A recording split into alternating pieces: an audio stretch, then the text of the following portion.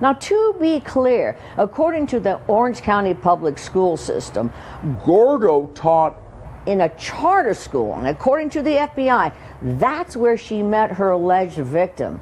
That's where she met her alleged victim, a student she taught in 2019. The criminal complaint filed by the FBI is scathing, spells out when Marie-Jo Gordo allegedly had sex with her former student, where, and in some cases, how long, because much of it was recorded on his or her cell phone, according to the complaint. Imagine the one place you think your child is safe, their school, turns into a den of unthinkable horror. A chilling tale unfolds in the heart of Montgomery County, where a teacher, Melissa Marie Curtis, allegedly crossed a line that should never be breached. This 31-year-old educator, entrusted with shaping young minds, is accused of having intimate encounters with her 8th grade student, a boy merely 14 years old, more than 20 times. Court records go on to say not only was she the boy's 8th grade teacher, she was supposed to be his religious ambassador.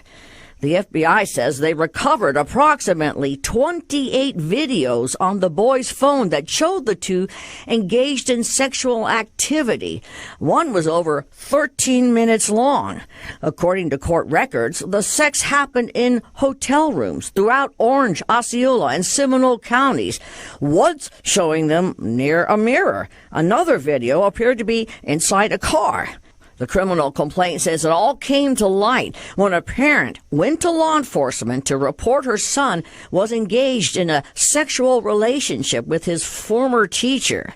This week, a jury indicted Marie-Jo Gordo on 3 counts, saying she enticed a minor to engage in sexually explicit conduct, then produced a visual depiction of such conduct. The Montgomery County Department of Police's Special Victims Investigations Division, armed with the courage of the victim's testimony, began an investigation into these grievous accusations. On the 5th of October, they embarked on their quest for justice, diving deep into a world of deceit and abuse. Conduct that made her the subject of a federal investigation and landed Marie-Jo Gordo in jail. By the end of the month, they had secured a warrant for Curtis's arrest on charges that would make anyone's blood run cold. On November 7th, Curtis turned herself in. But this is not where the nightmare ends. As the veil of innocence lifts, the depth of this horror becomes even more appalling.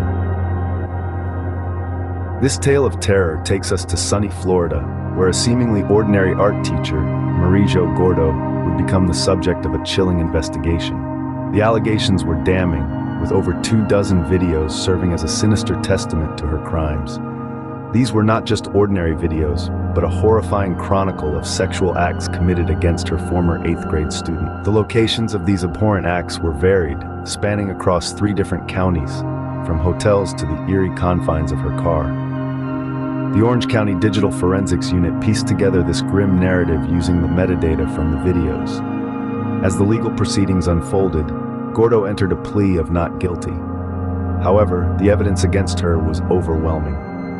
The court would convene again on January 18th, leaving us to ponder the fate of this fallen educator. The sanctity of the classroom shattered by the very individuals trusted to safeguard it. These shocking incidents are a dark reminder of a reality that often goes unspoken. Teachers entrusted with the education and welfare of our children have betrayed that trust in the most heinous way. Melissa Marie Curtis and Marie-Jo Gordo, one a public school teacher, the other an art teacher, have been accused of sexual exploitation of a minor. These cases, shocking and horrifying, serve as a grim reminder of the urgent need for stricter regulations and safeguards within our education system. The crimes committed by these women were not just against their victims, but against every child's right to a safe and nurturing learning environment. They shattered the trust placed in them, leaving behind a trail of trauma and pain. We need to ensure that our schools are safe spaces where children can learn and grow without fear. The safety of our children in our schools is a responsibility we cannot afford to neglect. For in the heart of education lies trust, and once broken, it leaves scars that may never heal.